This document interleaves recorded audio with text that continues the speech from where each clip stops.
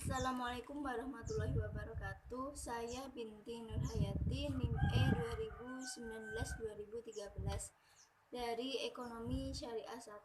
Di sini saya akan menganalisa mengenai materi yang telah diberikan oleh Bapak Abdul Wadud Nafis mengenai ekonomi makro Islam. Di sini saya akan menganalisa 3 hal. Yang pertama mengenai pengantar ekonomi makro, yang kedua mengenai uang dan fungsinya, yang ketiga mengenai kebijakan moneter dalam perspektif ekonomi Islam. Mengapa kita penting mempelajari ilmu ekonomi makro? Karena yang pertama, agar kita mampu mengetahui apa arti dari ilmu ekonomi tersebut. Yang kedua, mengenai pengertian dari ilmu ekonomi makro. Yang ketiga, mengenai kita mampu mengetahui pembahasan-pembahasan dari ilmu ekonomi makro. Yang keempat, kita dapat mengetahui perbedaan antara ekonomi makro dan juga ekonomi mikro. Pengertian dari ekonomi itu sendiri dari bahasa Yunani oikos dan nomos, yang mana oikos itu rumah, tatanan, peraturan, dan nomos itu hukum. Sedangkan kalau digabung menjadi satu, oikos dan nomos itu yang artinya sistem pengelolaan rumah tangga dalam ekonomi individu dan rumah tangga perusahaan. Ilmu ekonomi menurut Adam Smith yaitu sebuah cabang ilmu yang membahas tingkah laku manusia dalam mengelola sumber daya yang memiliki keterbatasan penggunaan untuk mencapai tujuan tertentu. Selanjutnya, pembagian dari ilmu ekonomi ada 3, yaitu deskriptif, terapan, dan juga teori. Yang pengertian mengenai deskriptif yaitu kajian yang memaparkan secara apa adanya tentang kehidupan ekonomi suatu daerah atau negara pada suatu masa tertentu. Misalnya dulu pada saat ekonomi Indonesia pada era Orde Baru. Yang kedua, terapan, yang mana sebuah cabang ilmu ekonomi yang membahas secara khusus tentang penerapan teori ekonomi dalam suatu rumah tangga produksi. Misalnya ekonomi perusahaan, ekonomi moneter, dan juga ekonomi perbankan, dan masih banyak lagi. Yang ketiga, teori adalah ilmu ekonomi yang membahas gejala-gejala yang timbul sebagai perbuatan dari manusia dalam usahanya untuk meningkatkan kesejahteraan masyarakat. Ilmu ekonomi teori ada 2, yaitu ilmu ekonomi mikro dan juga ilmu ekonomi makro. Jadi dibagi menjadi 2, mikro dan makro. Yang mikro itu sebuah ilmu yang mempelajari perilaku konsumen dari perusahaan serta penentuan harga-harga pasar dan kuantitas faktor input barang dan jasa yang diperjualbelikan. Jadi mikro itu membahas mengenai mempelajari perilaku konsumen serta penentuan harga pasar dan juga faktor input. Yang ekonomi makro yaitu studi tentang ekonomi secara keseluruhan, menjelaskan mengenai perubahan ekonomi yang mempelajari banyak masyarakat, perusahaan, dan pasar. Ini mengacu pada kebijakan pemerintah, misalnya kebijakan subsidi BBM, kebijakan akan pajak, kebijakan ekspor dan impor. Selanjutnya, konsep dasar kebijakan ekonomi makro. Yang pertama, pendapatan dan pengeluaran. Yang kedua, pengangguran. Yang ketiga, uang dan fungsinya. Yang keempat, inflasi dan deflasi. Yang lima, permintaan agregat dan penawaran agregat. Yang keenam, keseimbangan IS dan LM. Yang ketujuh, ekspor dan impor. Nah, di sini saya akan menganalisa mengenai tadi sudah mengenai pengantar dari ilmu ekonomi makro. Yang kedua, uang dan fungsinya. Lalu mengenai kebijakan moneter dalam perspektif Islam. Selanjutnya mengenai uang dan fungsinya. di mana definisi uang yaitu benda yang diterima masyarakat umum sebagai alat tukar dalam kegiatan ekonomi, di mana pada zaman dahulu awal yang menjadi alat tukar yaitu emas seperti uang dinar dan uang dirham. Pada zaman pra-Islam menggunakan emas dan perak sebagai alat tukar yang diterima masyarakat. Tak lama kemudian ditemukan alat tukar kertas berupa uang kertas, tak lama lagi berupa uang logam. Jenis-jenis uang menurut bahan pembuatannya ada dua, uang logam dan uang kertas. Yang mana uang logam baik dari logam emas dan perak. Yang uang kertas berupa uang misalnya Rp1.000, Rp2.000 dan seterusnya, itu disebut uang kertas. Cuma uang kertas ini terbuat dari kertas, jadi disebut dengan uang kertas. Dan jenis uang menurut lembaga yang mengeluarkan ada dua, uang kartal dan uang giral. Yang mana uang kartal, uang yang dikeluarkan oleh Bank Indonesia berupa uang kertas atau uang logam. Sedangkan uang giral itu uang yang dikeluarkan Bank Indonesia yang bisa berupa cek, chips, dan lain sebagainya. Yang ketiga, menurut nilainya jenis-jenis uang yaitu uang penuh dan uang tanda. Yang mana uang penuh di sini nilai dengan barangnya itu sama. Jadi nilai dengan harga barangnya itu sama dengan nilai uang. Uang tanda, uang kertas dan uang dengan nilai Rp10.000, maka ada tulisan angka Rp10.000 di kertasnya tersebut, maka itu disebut dengan uang tanda karena ada tanda atau tulisan uang sebesar Rp10.000. Jadi ini uang Rp10.000, jadi itu disebut dengan uang tanda.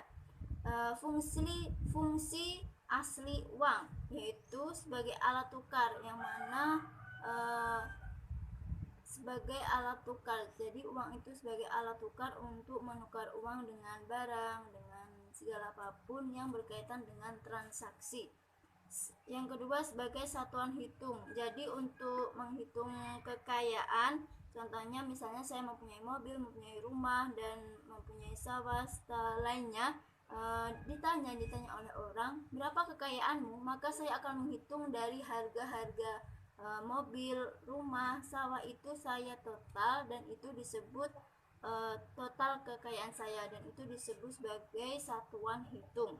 Sebagai alat penyimpanan nilai, itu fungsi yang ketiga. Selanjutnya, fungsi turunan dari uang. Yang pertama, uang sebagai alat pembayaran transaksi yang sah. Jadi uang tersebut sebagai alat transaksi yang sah sudah dikeluarkan oleh Bank Indonesia sebagai alat tukar. Sebagai alat pembayaran utang, jadi misalnya kita mempunyai utang, kita membayarnya juga dengan uang. Sebagai alat penimbun kekayaan, contohnya tadi kita membeli mobil, membeli rumah, membeli lain sebagainya, dan itu akan menjadi kekayaan yang kita miliki. Yang keempat, sebagai alat pemindah kekayaan, kita mau pindah rumah ke suatu wilayah, kita tidak perlu untuk memindah rumah, namun kita menjualnya lalu kita belikan rumah di wilayah yang satunya.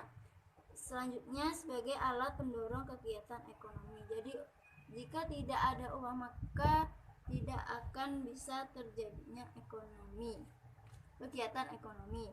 Yang keenam, fungsi uang menurut ekonomi Islam sebagai alat tukar. Tadi sudah dijelaskan, uang sebagai alat tukar atau alat transaksi yang sah. Yang kedua, sebagai alat hitung. Jadi bisa dihitung berapapun pengeluarannya untuk transaksi apapun, jadi bisa dihitung. Tiga, sebagai alat penyimpanan kekayaan. Contohnya tadi kita membeli mobil, membeli rumah, itu sebagai penyimpan kekayaan atau investasi kita. Selanjutnya saya akan menganalisa atau membahas mengenai kebijakan moneter dalam perspektif ekonomi Islam, yang mana kegiatan moneter dalam ekonomi Islam dalam teori ekonomi makro sangat berperan dalam mengatur perekonomian nasional, karena instrumen kebijakan moneter ini akan mengatur beredarnya uang, yang mengatur tentang keseimbangan antara pasar barang dan pasar uang. sehingga harga barang akan stabil dan ekonomi tumbuh dengan baik. Pengertian dari kebijakan moneter itu sendiri yaitu seperangkat kebijakan ekonomi yang dibuat untuk mengatur ukuran serta tingkat pertumbuhan pasokan uang di dalam perekonomian suatu negara. Jadi pengertian ekonomi moneter itu sendiri kebijakan ekonomi untuk mengatur tingkat pertumbuhan pasokan uang di dalam perekonomian suatu negara. Selanjutnya jenis-jenis kebijakan moneter ada dua. Kebijakan moneter ekspansif, yang kedua kebijakan moneter kontraktif. Yang ekspansif itu juga bisa disebut dengan monetary expansive policy, merupakan suatu kebijakan yang diambil untuk meningkatkan jumlah uang yang beredar, yang mana tujuannya untuk mengatasi pengangguran dan meningkatkan daya beli pada masyarakat. Yang kedua tadi kebijakan moneter kontraktif, yang mana suatu kebijakan untuk mengurangi jumlah uang yang beredar di masyarakat. Ini dilakukan saat negara telah mengalami inflasi, dan juga kebijakan ini disebut juga dengan kebijakan uang ketat. Selanjutnya mengenai tujuan kebijakan moneter. Yang pertama, mengedarkan mata uang sebagai alat pertukaran dalam perekonomian. Jadi diedarlah mata uang untuk alat tukar menukar dalam transaksi, menjaga kestabilan harga, menjaga kestabilan ekonomi, meningkatkan kesempatan kerja, memperbaiki neraca perdagangan kerja masyarakat, distribusi likuiditas yang optimal, mempertahankan keseimbangan antara IS dan LM, yang terakhir pertumbuhan ekonomi dan pemerataan pendapatan.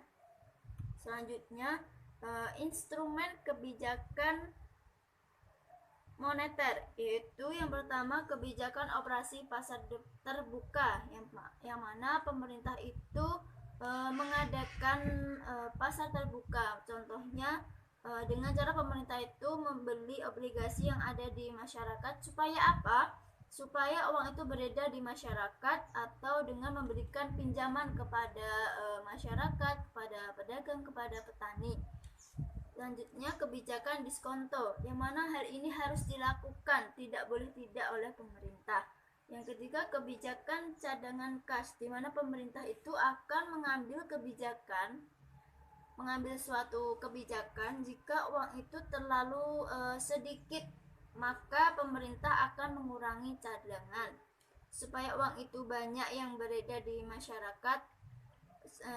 Jadi mengeluarkan jika uang terlalu sedikit, maka pemerintah akan mengurangi cadangan supaya uang itu banyak beredar di masyarakat. Jadi mengurangi jika uangnya terlalu sedikit, mengurangi cadangan.